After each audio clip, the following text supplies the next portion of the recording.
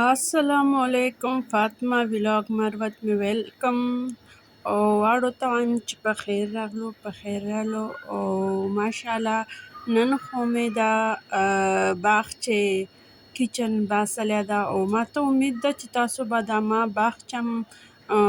برچی خانه ډیره زیاته خوښه سي. زه خپله په کوشش کوم چې د سپینې مروتې چې خبرې ته سره وکړم او خو دا اول مې صفایي وکړه، دا ځای مې صفا کړ، دالې چمن ممن خو مې پرېښو او خو دا ځایونه مې صفا کړل او بیا به اوس راشو د غرمې په پختني باندې. نن خو زه پخوم دا تورۍ، ما خو ډېرې خوښې دي د ګرمي سبزیانو چې خو ما واړو نه زیاته خوښه چې سبزي د هغه خو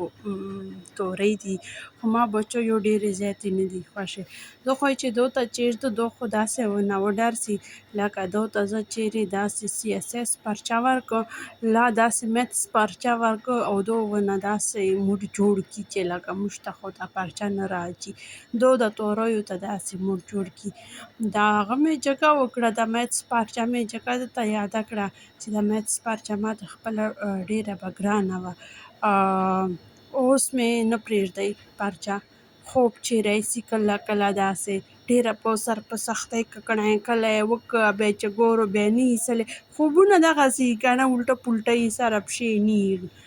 خو چې کله مې سترګې په ښکاره سي بیا داسې سخته خوښه سي. زه وایم ای شکر د خدای پاکه چې دا خو خوب ده چې په رښتیا نه دي، که دا خو په رښتیا وړل بیا خو به زه ډېره په مصیبت کې وایم. نو ځکه مې وویله چې دو د توریو ته دغسې مخ جوړ کړي کړه چې ما ډېرې زیاتې خوښې دي دو وجې نه بیا زه پخوی نه څه، خو ما ویل چې نه زه خو به پخوم او نن سبا زه بیا دا چکن ډېر پخوم، چرګه ډېره پخوم. زه وایم چې شه دا دو څه شی خوښ وي هغه پخوم او نن سبا خو داسې ټایم څه چې د سبزي کیلو او د چرګې کیلو یو حساب ده،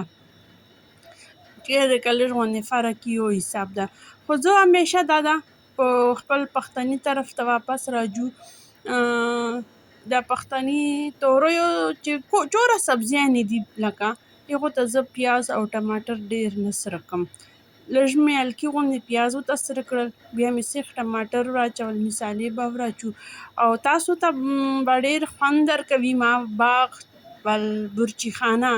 سره و سره به باغ ګورو، سره و سره به پرندې ګورو یعنی مرغیګانې به ګورو او بوټي به ګورو، یعنی مخکې خو به چې زه دلته راتللم ما به ننه کچن چې کار کاوه نو یوه به زه وم یوه به کنډک وه یا به یو کچن و یوه به زه وم. نو انشاءالله تاسو ته به دا یو ولاګ ډېر ښه لګېدلی ځکه چې سره به کچن وي او سره به چمن او باغ به ګورو او د کچن د وجې نه ما وله فیملی چې دا ما خاندان چې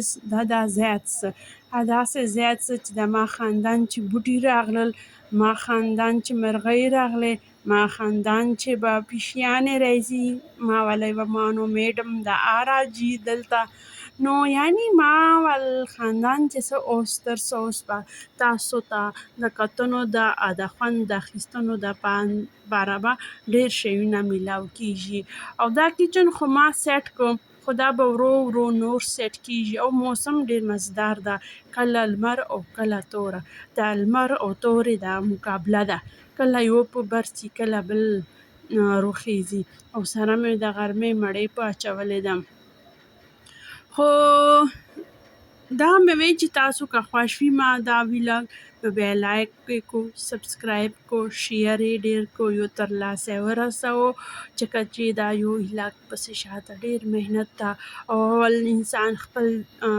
جان پاره محنت کوي بیا یې د بل پاره کوي، خو زه وایم چې زه د جان پاره محنت کوم او دا ده چې تاسو ته داسې کوښلي چې شی بیا میلاو سي کتنو پاره چې تاسو ما ویلاګ نه چې کېږو چې لږ فرش یو خوښ یو او تر و تازه یو چې تاسو ته چې کتنو پاره چې شی میلاو سي زده کوونو پاره میلاو سي اورېدنو پاره درته خوږې خوږې خبرې میلاو سي، نو دا خواهش مې وي چې څه شی کوم چې لشکي د بل پاره او اول جان دا بیا جهان ده ها داسې خبرې دي. تورۍ خو ماشاءالله ډېرې زبردستې تیارې سلې او داسې د دیسي په طریقې باندې مې واخیستلې. ما وی چې د چرنګې ما کچن ده داسې چې خوراکه پکې وسي او دلته به مزدار غوندې چینو. دلته ډېرې زیاتې ګملې وې، ډېر بوټي لا مې وشو کول. نن مې ګردۍ ورځ په تېره کړې ده. په مخه شه، الله حافظ.